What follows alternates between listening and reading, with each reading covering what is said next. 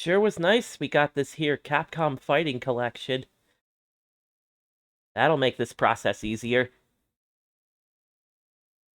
Down. Capcom Fighting Collection. Short 10-second review, I highly recommend this collection, even on PC. It's one of the best Capcom's ever done. And with that, it allows us to play the next game on our list. Super Puzzle Fighter 2 Turbo.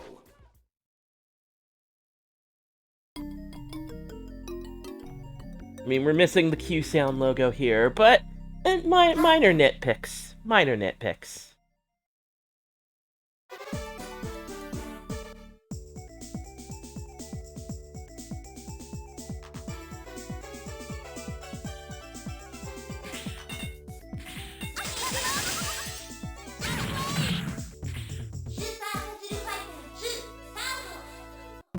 So yeah, let's get ready to play this.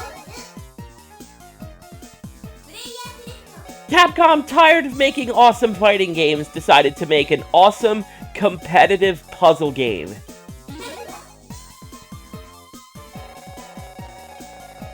We'll use Sakura and kind of explain the rules along the way. Before we get to the rules, can I just explain how rare this genre actually is? Competitive puzzle games. To my knowledge, it's mostly Puyo Puyo, whichever Tetris sequel you can come up with, Magical Drop, Puzzle Fighter, and I'm sure there's at least a couple I'm missing. But this Puzzle Fighter game, how does it work? Like that. So, red, yellow, blue, and green. Different colored gems. You throw these little crash gems to match their color and break them. You can put them together in squares or rectangles or whatever four-sided shape you can and break them to deliver massive garbage to your opponent. Once in a while, you'll get a rainbow gem. You can break it, but whatever you break does less damage by itself. So try to mix it into a chain if you can.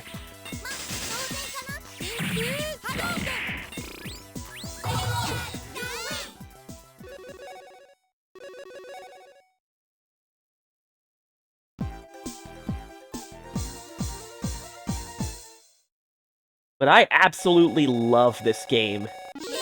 When I heard it was added to the Capcom Fighting Collection, it was a reason.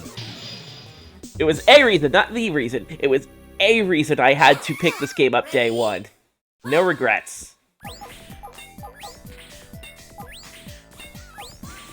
But, in any case, there are a few things to take note of when picking your character. Mostly the counter gem system. The counter gem system is a system that happens when you actually break gems. It determines the pattern of garbage you deliver to your opponent. This essentially makes character selection more important than you might think. It also makes counterplay equally important, since if you know how a character's counter gem play works, you can build your board accordingly. And man, I have next to nothing to say.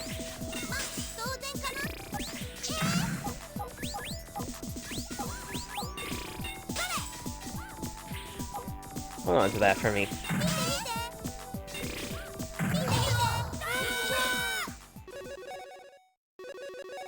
I do normally play Hisenko, but I wanted to kind of mix things up. Plus, Hisenko is getting her game down the line.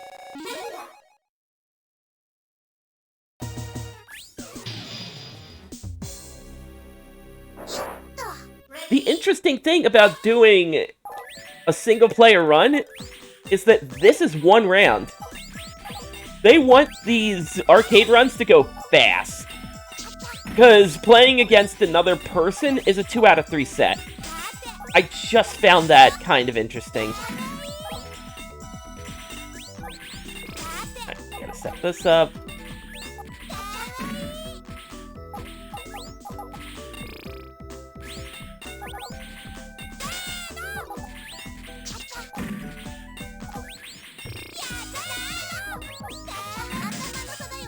Oh, I'm not apologizing for this.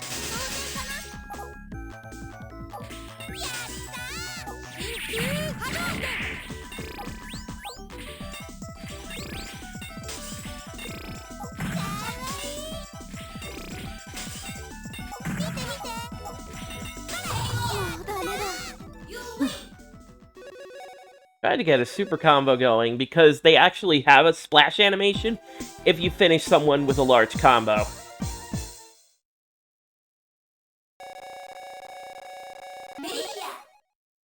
Which is cool. Because realistically, these could have been normal animations. These could have been like normal punches and kicks and that would have been fine, but it has to have that Capcom flavor to it.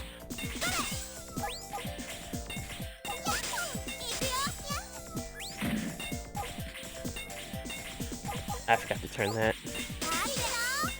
Little sloppy.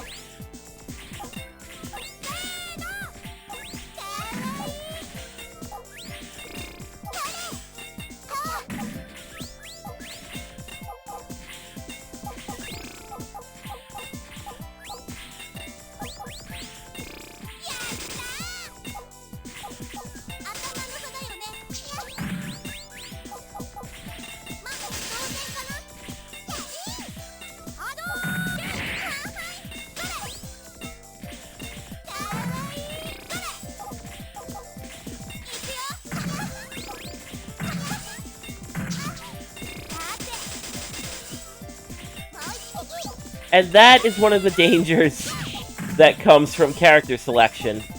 Sometimes the CPU has a plan.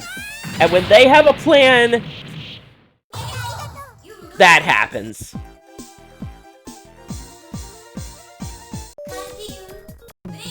So yeah, counter gems are a real thing here.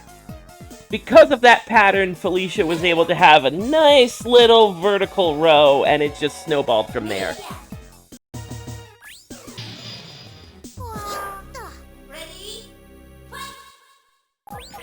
That is why character selection matters.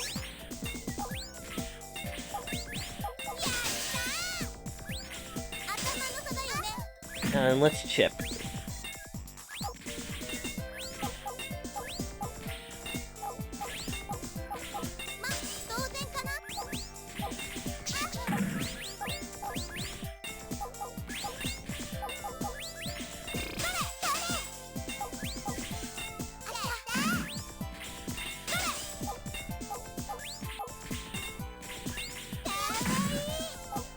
There we are.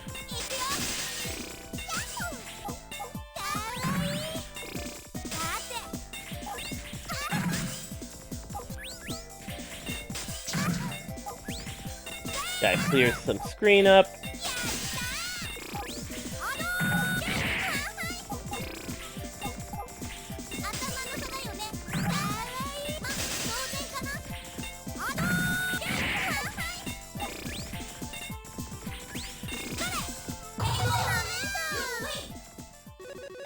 Basically, your job here is to make sure that fourth row stays as unfilled as possible. That's kind of what the CPU was trying to do, but garbage piles up.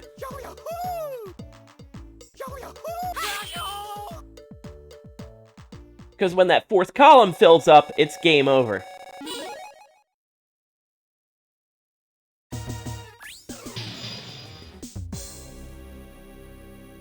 The game cleverly highlights this at the top of the screen. Your two indicators, how much garbage you're receiving and how lethal is it going to be, are at the top of the screen. But the fourth row from the left is obscured, completely free of any UI at all. They're telling you how important that row is. And if you don't protect it with your life is forfeit.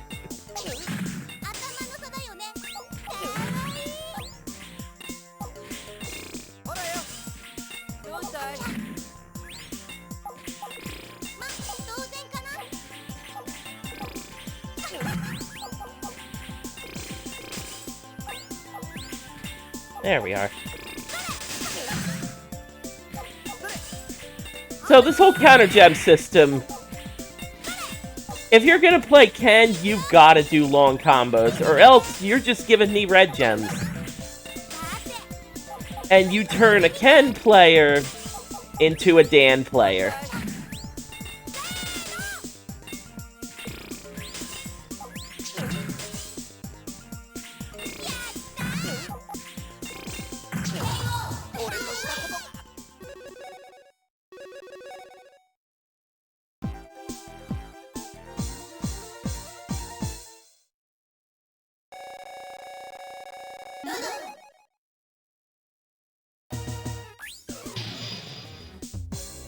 Donovan is one of the nastier characters to fight. Red and yellow at the bottom with green and blue rectangles at the top. Meaning, even if you have short combos, you're mixing up your counter gems. It makes it less likely that your opponent will be able to put the pieces together. I think it's the right terminology here.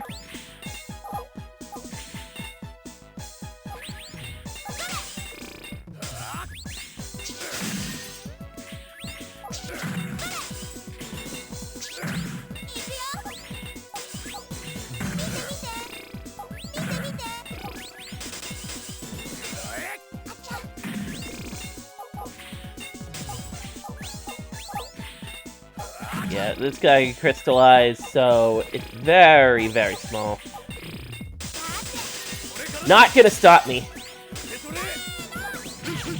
And I very clearly needed to do that.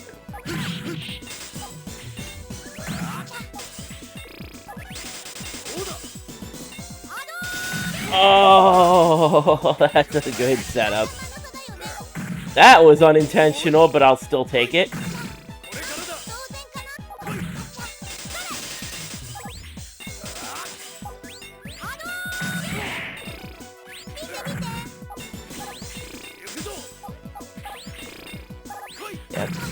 Most of the competitive matches I've played here, this panic music is constant.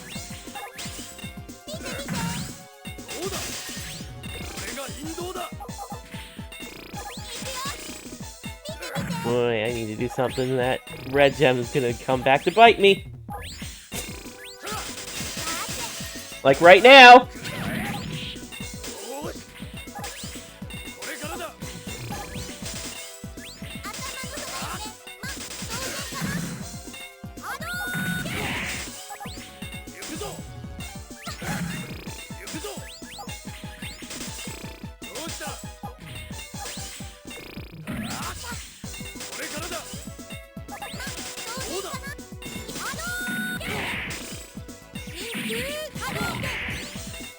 And that's what chains get you. You can do one big combo, and that's all well and good. But like any competitive puzzle game, chaining together attacks one after the other successfully is still king.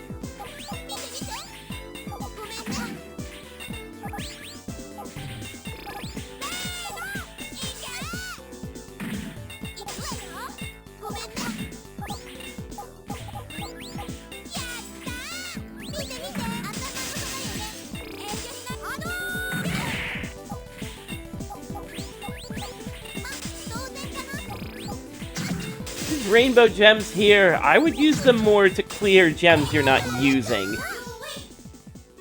Dropping them on your big combo color, it's only going to weaken your overall attack.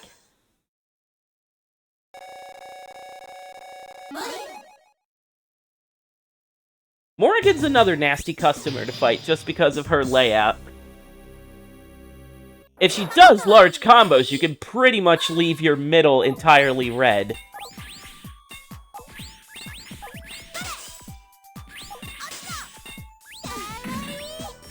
This is what I'm doing.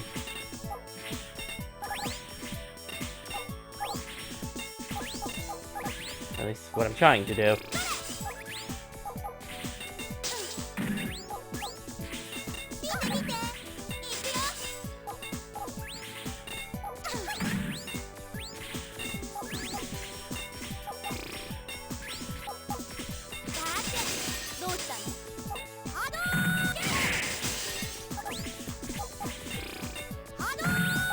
Oh, there goes that idea in the best possible way.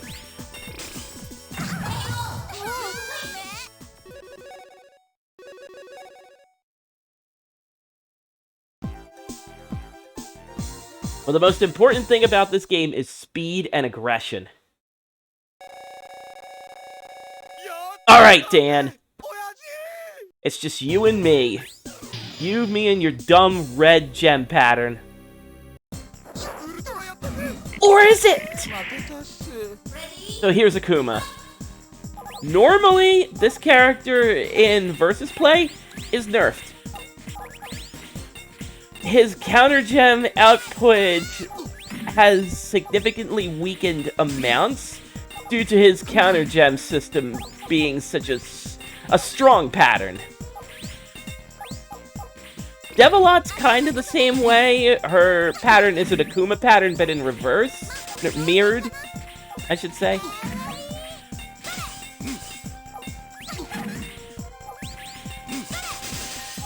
But Akuma ain't no puzzle, man. He's somewhat good at it.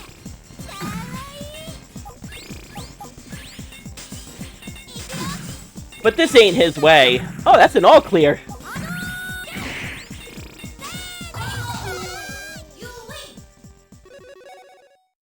All right.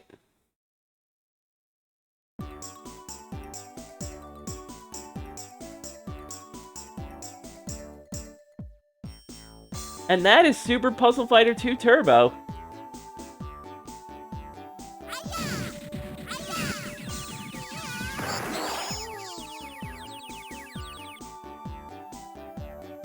This is still a fun puzzle game. Competitive puzzle games are noticeably rare.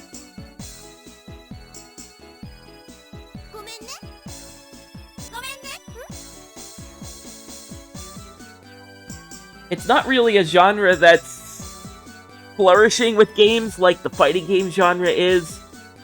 But there were enough franchises out there, even some that are still going today.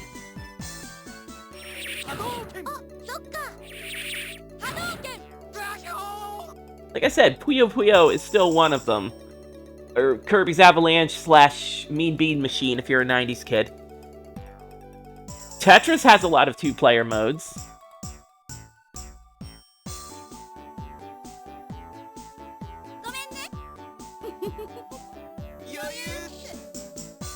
And eventually, Puyo Puyo and Tetris would start working together to form a damn good puzzle game in their own right. But nice of Capcom to diversify their profile, but these sprites, man, we could really use them. Only we could make a fighting game with these sprites. Ah, what am I talking about?